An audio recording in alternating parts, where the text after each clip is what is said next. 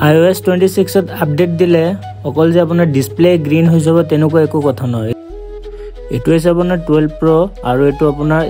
iTunes mode stuck হৈছিল তো এটো আপুনি নৰমালি ফ্ল্যাশিং কৰিছে দেন প্ৰবলেম সলভ হৈ গৈছে এনেকুৱা নহয় যে আপোনাৰ অকল ডিসপ্লে গ্ৰীণ হ'ব বহুতো প্ৰবলেম হ'ব পাৰে স্পিকাৰ বন্ধ হৈ যাব পাৰে ক্যামেৰা প্ৰবলেম আহিব পাৰে তাৰ পিছত আপোনাৰ এটা iPhone 13 Pro Max আছিলে ওয়াইড স্ক্ৰীন তো এটো মই ৰিপেয়াৰ কৰিলো 13 Pro আৰু 13 Pro Max একদম ম্যাজিকত ৰিপেয়াৰ হৈ যায় আপোনালোকক দেখাম চাব পাৰিব নো জাম্পাৰ এতে একো বাইপাস কৰা নহব একদম লাইভ ওয়াৰ্ক হ'ব মই ফাইনালি আপোনাৰ ডায়াগনোজ কৰি লৈছো চাব পাইছে এটো হোৱাইট হৈ আছে এন্ড আপোনালোকৰ সন্মুখত লাইভ চাব ৰিপেয়াৰ হৈ যাব হোৱাইট হৈ আছে এটো এটা ডান হৈ গল আৰু ফাইনালি এটো 13 Pro Max আপোনাৰ ৰিপেয়াৰ হৈ গল চাব পাইছে উইদাউট ডিসপ্লে ৰিপ্লেসমেন্ট আপোনাৰ ডিসপ্লে ৰিপেয়াৰ হৈ যায় ঠিক আছে তো আপোনালোকে ভিজিট কৰিব পাৰে আইফোন গ্যাৰেজত এনেকুৱা যি কোনো প্ৰবলেম হ'ব আৰু স্ক্ৰীন ৰিপেয়াৰ হোৱাৰ পিছত এনেকুৱা নহয় যে আপোনাৰ ডিসপ্লে একদম আগৰ নিচিনা ফিল নাপাব একদম আগৰ নিচিনা এজ ইট ইজ ফিল পাব এন্ড ফুল স্মুথ কাম কৰিব